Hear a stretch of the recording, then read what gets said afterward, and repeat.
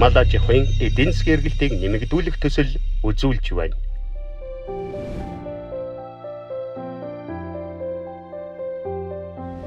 Шүлхийн өвчний эсрэг дархлаажуулалтын шин тактик боловсруулав. Төслөөс зөвлөмж болгосон зөвхөн үхэр болон сарлагыг дархлаажуулах тактикийг улсын хэмжээнд шуурхай зохион байгуулснаар шүлхийн халдварын тархалтыг богино хугацаанд зогсоож хяналтанд бүрэн аваад байна. Үүнээс гадна тус дархлаажуулалтын тактикийг хэрэгжүүлэх зорилгоор 6.5 сая тонн шүлхийн вакциныг Монгол улсын засгийн газарт хүлээлгэн өгөв.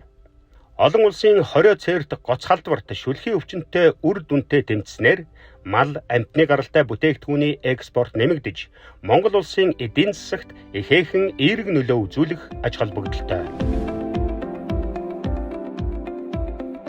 За би Төв аймгийн Борнуур сумын мал эмнэлэг энэ засгийн улсын байцаагч Болормаа гэж хүн байна. 2020-оос одоо 21 онуудад улс орны дамжсан одоо шүлхийн өвчлөл бол нэлээд газар авсан байсан.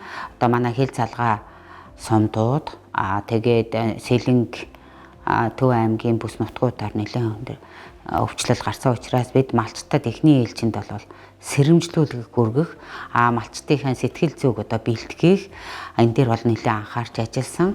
19-20 оны үед бол ерөөсөө 100 хавар намрын дамжчихсан тийм ганцуудын бэрхшээл үүсээд орон нутагтаа бол малчид ерөөсөө 19 сумаас бол ерөөсөө тогтох малаа эдээшлүүлэх тийм боломжоор их хомс болсон байхгүй.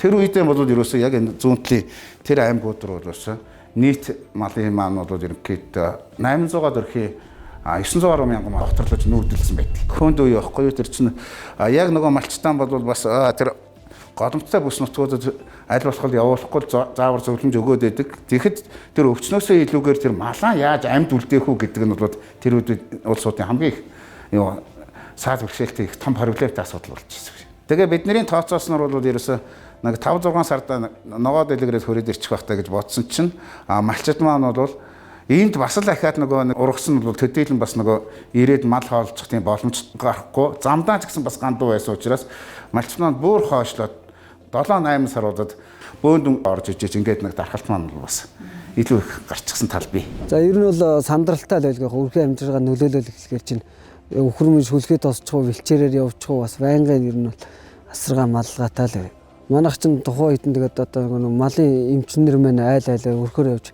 вакцина хийгээд нэг юм ягаан юм малын дэвтэр хөтлүүлээд бид чинь ингээд тамга дараад албан ёсоор одоо тэр шүлхийн вакцины урьдчилан сэргийлэх юм бол нэлээ хийсний үр дүнд бас манай сум бол бас гайгүй өнгөрсөн хоёр нь тодорхой хэмжээ.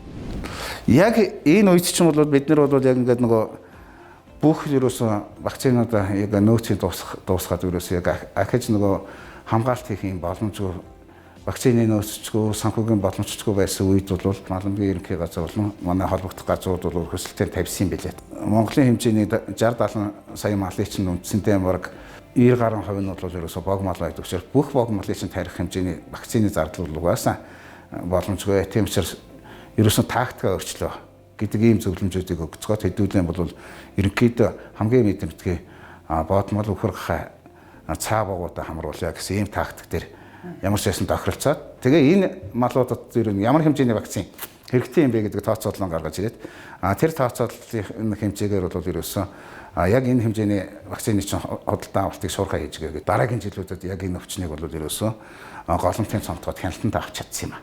Манай Борнуурын хувьд бол сүт цагаан эдэгээ зах зээлд нэрлүүлж Улаанбаатар хотыг сүүгээр хангаж яадаг том объект учраас өвхөр сүргийг мань эхний ээлжинд энэ дархлаажуулалтанд хамруулж эрүүлжүүлэх ажлыг одоо үе шаттайгаар хийж чадсан та.